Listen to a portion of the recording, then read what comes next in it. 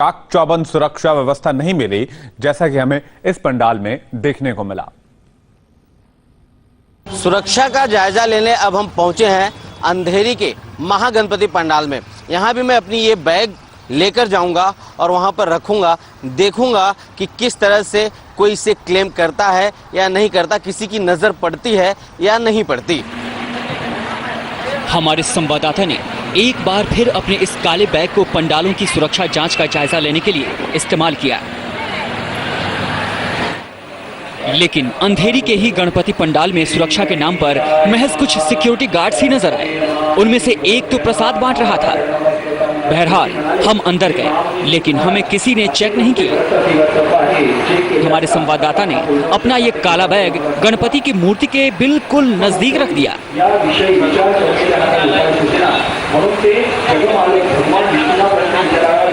करीब आधे घंटे तक ये बैग यूं ही पड़ा रहा, लेकिन किसी की भी नजर इस बैग पर नहीं पड़ी। नहीं इस बैग को लेकर कोई अनाउंसमेंट किया गया।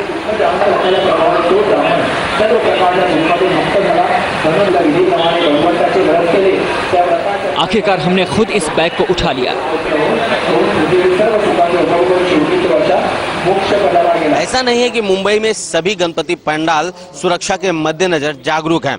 कुछ लोग सुरक्षा की पुख्ता इंतजामात किए हैं, तो कुछ लोग सुरक्षा के नाम पर महज कुछ वॉचमैनों को खड़ा किया है। इस वक्त मैं जहां पे खड़ा हूं, ये अंधेरी के महागणपति का दरबार है। आप देख सकते हैं इसके बाहर दो गेटकीपर, दो वॉचमैन बाहर खड़े हैं। कुल मिला के 3 वॉचमैन हैं यहाँ पर। 2 वॉचमैन बाहर खड़े हैं और एक वॉचमैन जो है वो प्रसाद यहाँ पर लोगों को बांट रहा है। इसके अलावा मैं आपको बता दूं कि जब मैं इस पंडाल में जा रहा था और अपने साथ ये बैग जो है, मेरे साथ ये बैग है, इस बैग को लेकर जा रहा था, उस दौरान किसी ने भी ये जहमत नहीं उठाई कि इस बैग को चेक किया जाए।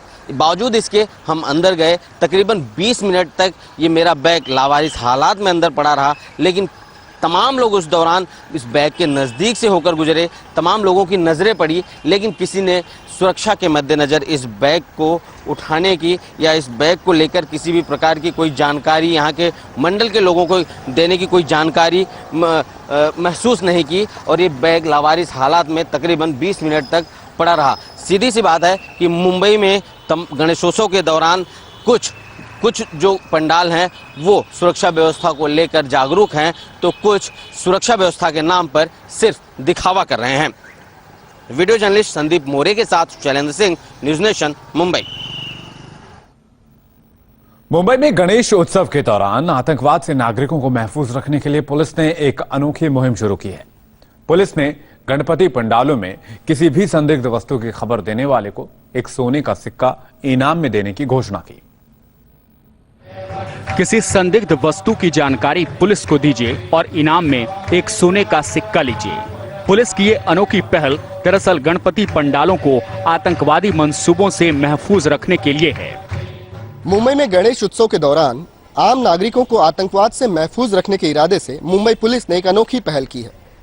पुलिस ने गणेश पंडालों के अगल बगल नजर आने वाले किसी भी संदेहास्पद वस्तु की खबर बताने वाले को एक सोने का सिक्का इनाम में देने की घोषणा की है। यानी किसी भी संदेहास्पद वस्तु की रिपोर्ट आप पुलिस को कीजिए और बदले में आप एक सोने का सिक्का घर ले जा सकते हैं। अपनी इस कोशिश के दौरान आम लोगों में जागरूकता फैलाने के लिए पुलिस खुद पंडालों के अगल बगल बैग या फिर किसी भी चीज को लावारिस हालत में छोड़ देगी और जो व्यक्ति उसकी रिपोर्टिंग पुलिस को करेगा वो एक सोने के सिक्के का हकदार हो जाएगा। लेकिन इसके अलावा दूसरे लावारिस चीजों का भी पता बताने वाले को पुलिस सोने के सिक्के से नवाजेगी। पुलिस कमिश्नर जो इनिशिएटिव लिया बहुत अच्छा काम किया है कि पब्लिक को और बच्चों को और सबको एक सेफ्टी सोच के किया है, तो बहुत सही काम किया है। ये जो पुलिस कमिश्नर की नई योजना है, इससे लोगों में जागरूकता पैदा होगी, अलर्टनेस आएगा और जो भी हरदम मुंबई पुलिस को कोई भी त्यौहार हो, क्या अलर्टनेस की जो सूचनाएं दी जाती है, तो लोगों का भी उसमें सहभाग होएगा, तो बहुत अच्छा रहेगा। लोगों को लिए लोगों की कोऑपरेशन बहुत जरूरी है। पुलिस की ये कोशिश मुंबई के लिए 1 मिनट नाम की उस मुहिम का हिस्सा है, जिसमें आम नागरिकों से अपने शहर के लिए सिर्फ 1 मिनट निकालने के लिए कहा जाता है। आने वाले 2 दिनों में पुलिस के इस पहल के बारे में लोगों को जागरूक करने वाले 25,000 पोस्टर पंडालों में लगाए जाएंगे। साथ ही सिनेमा घरों में भी इस मुहिम का प्रचार किया जाएगा। आतंकवाद से लड़ने के लिए एक मैकेनिज्म के तौर पर की गई इस पहल में सोने का सिक्का जरूर एक प्रोत्साहन का काम करेगा। वैसे इस सोने के सिक्के की कीमत क्या होगी, ये अभी तय नहीं किया गया है।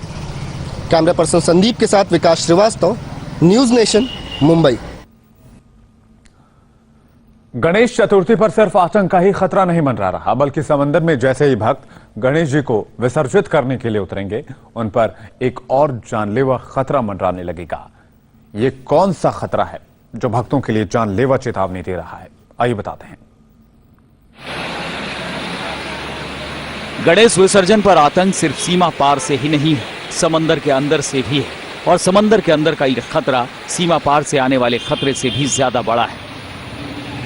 और ये खतरा ऐसा है कि जो इसके चंगुल में आ गया उस पर खतरा मंडराने लगता है।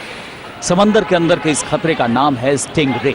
स्टिंग रे कोई रॉकेट लॉन्चर या हथियार नहीं, बल्कि ये एक मछली है। ये मछली बेहद खतरनाक है, इसके डंक से बचना मुश्किल हो जाता है। इससे पहले कई बार मुंबई में गणपति बप्पा के विसर्जन के दौरान मछली स्टिंग रे के काटने से लोगों को अस्पताल में भर्ती होना पड़ा था।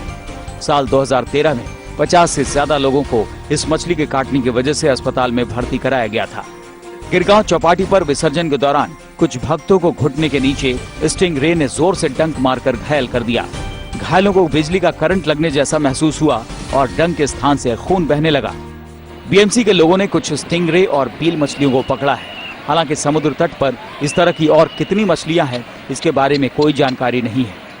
बेसिकली क्या है, हमारा जब विसर्जन रहता है तो यहाँ पर बीएमसी का स्टाफ होता है, एक एम्बुलेंस होता है और फर्स्ट एड देने की भी सुविधा होती है। तो अगर किसी को ऐसा हादसा होता है किसी के साथ, तो हम लोग पहले हमारे यहाँ पर इमरजेंसी बीएमसी का जो डॉक्टर्स वगैरह है उनके पास लेके जाते हैं, उनको पहले फर्स्ट एड देते हैं।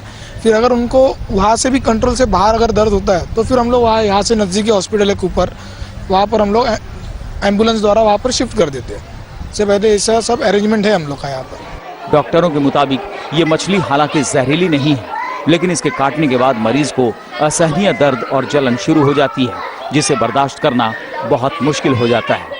हम आपको बता दें कि स्टिंग रे एक समुद्री मछली है और इसके काटने पर पूरे पैर में दर्द, असहनीय जलन, शरीर सुन्न पड़ना ऐसे लक्षण सामने आने लगते हैं। जानकारों का मानना है कि अमूमन गहरे समुद्र में पाई जाने वाली स्टिंग रे मछलियां मौसमी बदलाव के कारण कभी कभी समुद्र के किनारे आ जाती हैं।